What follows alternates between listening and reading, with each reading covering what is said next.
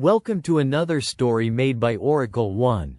Letters from Monticello. The sun over Monticello was the color of warm copper, its rays spilling across the red Virginia earth and glinting off the white columns of the great house that sat like a crown upon the hill. The year was 1820, and the air carried the mingled scents of tobacco, damp wood, and human sweat. Down below, in the slave quarters, life began before dawn and ended only when the last ember of the hearth burned black. It was there that Samuel, a boy of 12, stirred from sleep. He was small for his age but sharp-eyed, with nimble fingers and a quick mind that saw more than most dared to speak of. Samuel had been born on the estate, the son of Ruth, a housemaid, and no one spoke of his father. His mother never said, but Samuel had seen the way old overseer Mr. Hemmings looked at him sometimes with a strange mixture of caution and guilt. Samuel spent his mornings carrying water, cleaning hearths, and running errands up at the mansion house, Thomas Jefferson's grand estate, though the man himself had been dead now for 4 years. Monticello still thrummed with his shadow. His writings, his instruments, and his ideas lingered like ghosts in every hallway. The new master, Jefferson's grandson Thomas Randolph, had taken ownership.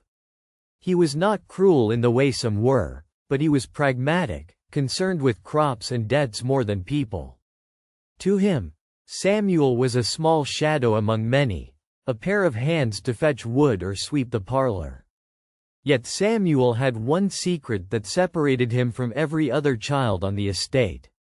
He could read. It had begun a year earlier when Ruth was sent to help in the mansion's library, where hundreds of books lined the walls from floor to ceiling. The smell of parchment, leather, and ink had seemed like the scent of another world. Samuel would accompany her sometimes to polish the brass handles or stack logs for the fire. One day, while his mother worked, Samuel found an old primer for children on a low shelf. Its pages were yellowed, but the letters inside fascinated him, the shapes like little hooks and ladders, each one holding power he could not yet name. He traced them with his finger. "What's this say?" he asked his mother. Ruth's face went pale. "Boy, don't you dare let nobody see you with that," she whispered. "You get yourself whipped for even looking at them words." But curiosity is a hunger no whip can starve. Samuel began sneaking glimpses whenever he could, listening to the white children recite their lessons when they visited from the University of Virginia, mimicking their sounds under his breath. One evening, old Sally Hemmings, Ruth's friend and once the most talked-about woman on the hill, found him murmuring letters to himself behind the stables. Instead of scolding him, she knelt beside him and smiled a sad smile. "You got your mama's quiet eyes," she said softly. "You want to read so bad, don't you?" Samuel nodded. Sally glanced around to make sure they were alone, then pulled a scrap of paper from her apron. "This here's an A. You start with that. I'll help you some nights, but you keep it secret. Not a word to nobody. You understand?" And so began Samuel's education, taught by candlelight and fear. Sally knew more than most realized. She had spent years at Jefferson's side, and though she was enslaved, she had learned his habits, his speech, even some of his letters.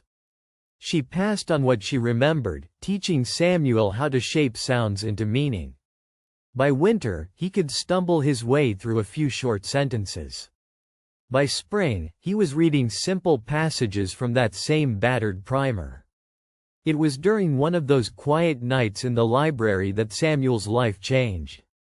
He had been sent to fetch polishing rags and had lingered by the shelves, tracing titles in fading gold: Plato's Republic, Locke's Treatises, Notes on the State of Virginia. His fingers brushed against a loose panel behind a row of books. Something shifted with a hollow clunk. Curious, Samuel eased the wood aside and found a small compartment hidden in the wall. Inside were several folded letters, tied with a faded ribbon. The handwriting was fine, precise, and unmistakably Jefferson's. Samuel knew his master's letters by sight. He had polished enough of them displayed under glass. But these were different. The ink was darker, the script urgent, almost trembling. He unfolded one carefully and began to read. "My dear friend," it began, "I must confess a torment that haunts me in these declining years. The ideals we so bravely declared are shackled by the very chains we swore to break. How does a man preach liberty while holding men in bondage? I find no peace in this contradiction." Samuel's breath caught. The words blurred as he tried to make sense of them. He read further, references to the Declaration, to freedom, to guilt and repentance. One letter spoke of a plan, of papers to be hidden until a time when the country might be ready to face its hypocrisy. Another mentioned names, Sally's among them, and something about promises unfulfilled. His hands trembled. These letters were not meant for anyone like him to see, but he felt the weight of them press into his chest like a secret burning through flesh. He replaced them carefully and left the library, but sleep did not come that night. He thought of Jefferson's words, the great man of liberty admitting to the chains that bound others. If people outside knew of these letters, if they read what Samuel had read, could it change something? Could it change everything? Days passed in a haze of fear and wonder. Samuel could barely meet Sally's gaze. When he finally told her, whispering the discovery in the shadows of the garden, she froze. "Letters? You sure?" she asked. "Yes, ma'am. Hidden behind the wall in the library. They talk about freedom, about us." Sally's face hardened with something like pain. "Lord have mercy," she murmured. "I told him not to write no more. That man's words been trouble since the day he picked up a quill." "But they could help," Samuel said. "If people knew what he wrote, maybe they'd see the truth." Sally shook her head slowly. "Child, truth don't mean the same thing to every man. Some'll twist it, some'll bury it. And if you go tellin' folks you found them, you won't live long enough to see if it changes anything." Yet Samuel couldn't let it go. The letters haunted him. When he closed his eyes, he saw Jefferson pacing the halls, tormented by contradictions that outlived him. Samuel began to sneak into the library again, copying bits of the letters by candlelight onto scraps of paper he hid in the lining of his coat. He wanted to understand more, to piece together what the old master had meant to do. One night, as thunder rolled across the mountains, Samuel was caught. Mr. Randolph himself stood in the doorway, the lamplight cutting across his face like a blade. "What are you doing here, boy?" Samuel froze, the quill slipping from his fingers. I was just cleaning, sir." Randolph's eyes narrowed. "At midnight? With a pen?" He stepped closer and saw the scattered papers. His voice turned sharp. "Where did you get these?" Samuel's heart pounded. He wanted to lie, but fear made his tongue thick. "They were just in the wall, sir. I didn't mean no harm." Randolph snatched the papers and scanned them. His face darkened. "You read this?" Samuel hesitated. That hesitation was answer enough. Randolph struck him across the face. "You insolent wretch. Do you know what you've done?" He grabbed Samuel by the collar and dragged him outside, calling for the overseer. They locked Samuel in the smokehouse for 2 days without food. His mother wept outside, begging them to let him go. Sally tried to reason with Randolph, but the man was unmoved. "If those letters were ever found by the wrong people," he said, "they'd tarnish everything my grandfather built. They must never see daylight again." When they finally released Samuel, he was weak but unbroken. That night, Sally came to him under cover of darkness. She brought a small bundle, bread, water, and a scrap of paper. "You got to go, child," she whispered. "They'll watch you now. You stay, you die." Samuel stared at her. "Where would I go?" "North," she said. "Follow the river till you find the men who can help you. There's folks who take in runaways. You give them this." She pressed the scrap of paper into his hand. It was a copy of one of Jefferson's lines, his confession of contradiction, written in Samuel's own careful script. He wanted to protest, to say he couldn't leave her or his mother, but the look in Sally's eyes stopped him. "You carry those words, Samuel," she said. "Carry them farther than any of us ever could." By dawn, he was gone. He slipped through the trees with the fog, the letter folded close to his heart. Each step away from Monticello felt like stepping off the edge of the world. The land rolled into valleys and streams, the sound of dogs sometimes echoing in the distance. Twice he nearly gave up, weak from hunger, but the words in his pocket gave him strength. Weeks later, near the Maryland border, he found help, an old preacher named Elijah who sheltered fugitives in the cellar of his church. Samuel showed him the scrap of paper.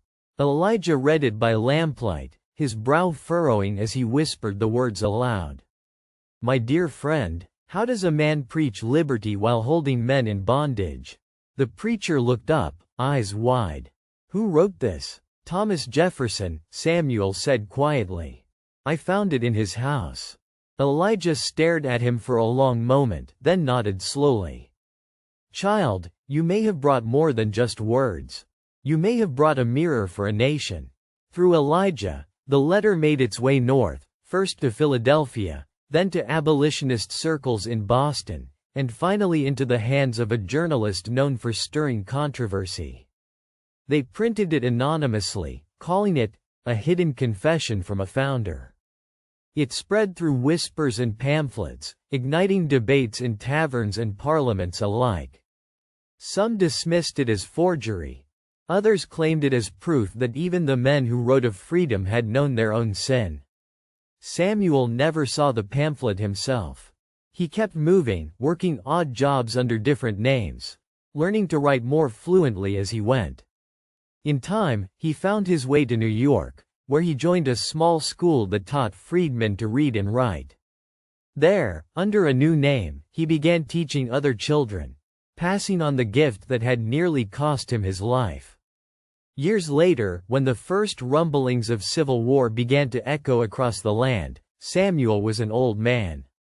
His hands shook when he wrote, but his eyes were still sharp.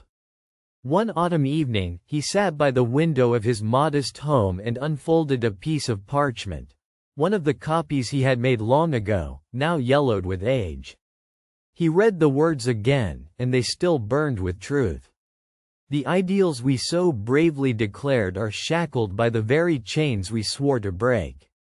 Outside, church bells rang in the distance, and children's laughter drifted through the open window. He thought of his mother, of Sally, of Monticello's silent halls filled with ghosts and contradictions.